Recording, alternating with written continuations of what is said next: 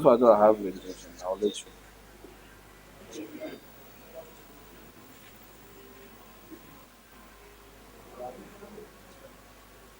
Alpha.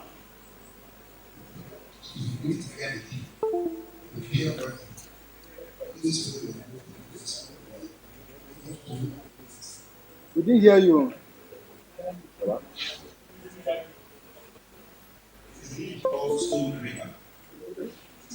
Very, very effective for hypertension. The two together. Okay. Cool. Okay. Thank you so much. So I think I can start the presentation.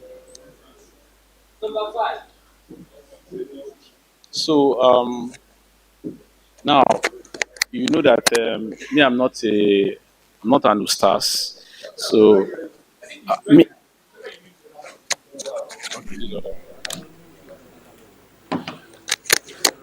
So basically, what I'm going to tell us is more of an orthodox medicine. So I do not have knowledge about what I do.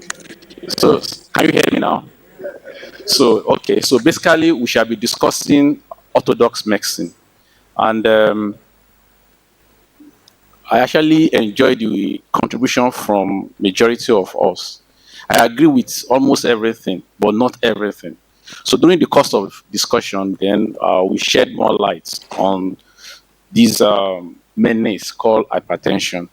So as we rightly heard from one of the speakers that he lost one of his aunties as a result of uncontrolled hypertension or uncontrolled blood pressure. So it's one of the commonest cause of death in our environment. We see complication of hypertension in the hospital on daily basis. It's on daily basis. But the good thing is that hypertension is a preventable and a manageable disease, unlike many other diseases. So the first slide. So now I think we'll talk about this. Next slide. Next one.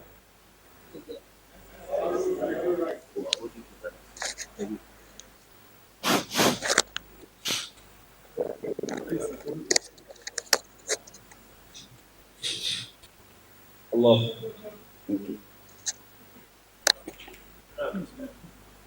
Hello? Okay.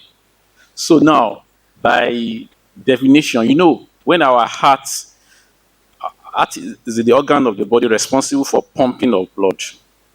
So when the heart pumps blood, so that blood will move from one place to the other as a result of pressure within the blood vessel. I hope I'm making sense. Yes. So that measurement of pressure that takes blood all over the body, the heart is located on the left side. So the blood goes to the head. So all this blood move as a result of pressure within the blood vessel. So that is what is caused of. That's what we describe as blood pressure. That means without blood pressure, there will not be movement of blood within the system, within our body, and that is automatically that's death. So the same thing too. When the blood pressure is too much, what I'm saying is that low blood pressure, that means there won't be movement of pressure to the vital organs of the body. The same thing too, when the blood pressure is too high, it can also damage the body system. So we define hypertension as when the blood pressure is persistently high. That is what we define hypertension as. Look at the word persistently. So what I'm saying in essence is that you cannot measure blood pressure in one single part to that as hypertension. Rather, we'll call it as elevated blood pressure. So elevated blood pressure is different from hypertension. I hope I'm not going too deep. So when we use the word hypertension, it's different from elevated blood pressure. Now, after we move around, as I'm moving around now, if you check my blood pressure, it will be higher as compared to those of us that are seated down. That has not qualified me to be hypertensive. Immediately when we finish playing football, when we engage in any form of exercise, our blood pressure will be high, as high as 170, 180. But after resting for few seconds, few minutes, that blood pressure returns back to normal.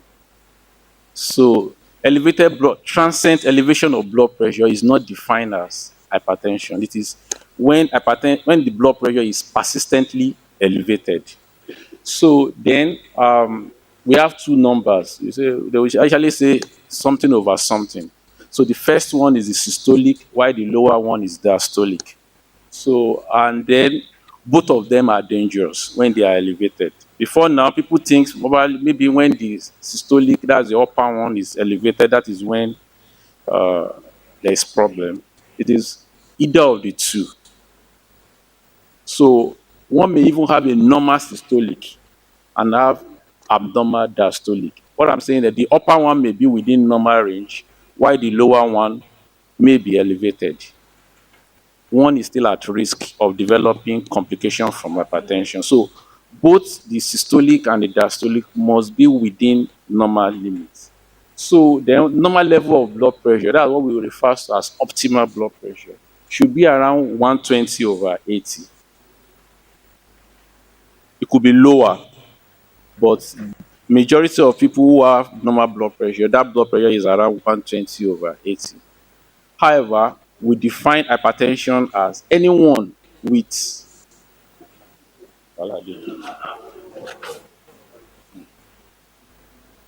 thank you.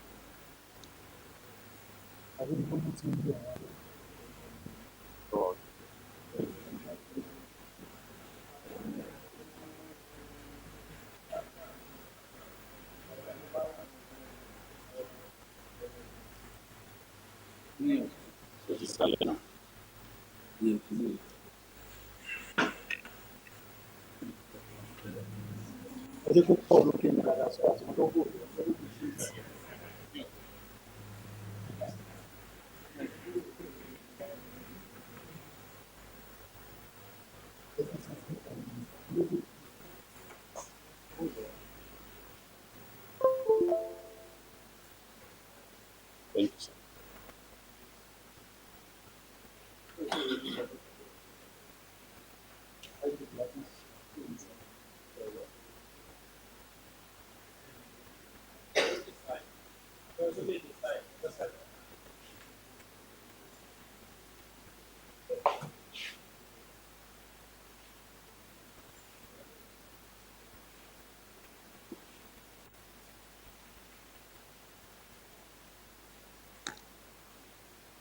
So sorry for the disturbance. So now hypertension is anyone with persistently elevated blood pressure of or equal to of greater than or equal to 140 over 90.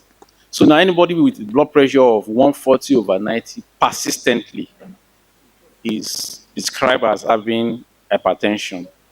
As I said earlier, both the diastolic and systolic are important. So now, look with the definition, anyone with a BP of 130 over 90, despite the fact that the 130 is normal, but the 90 is referred to as abnormal, such an individual too is hypertensive.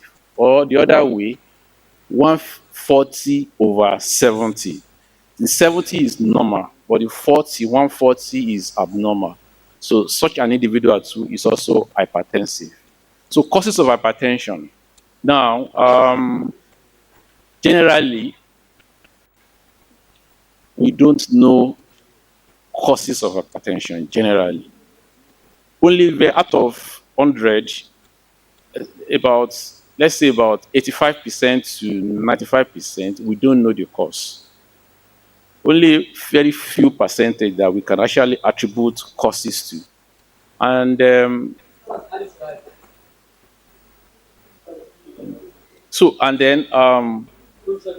this group of people that we say we don't know the cause, what we can link to is genetics.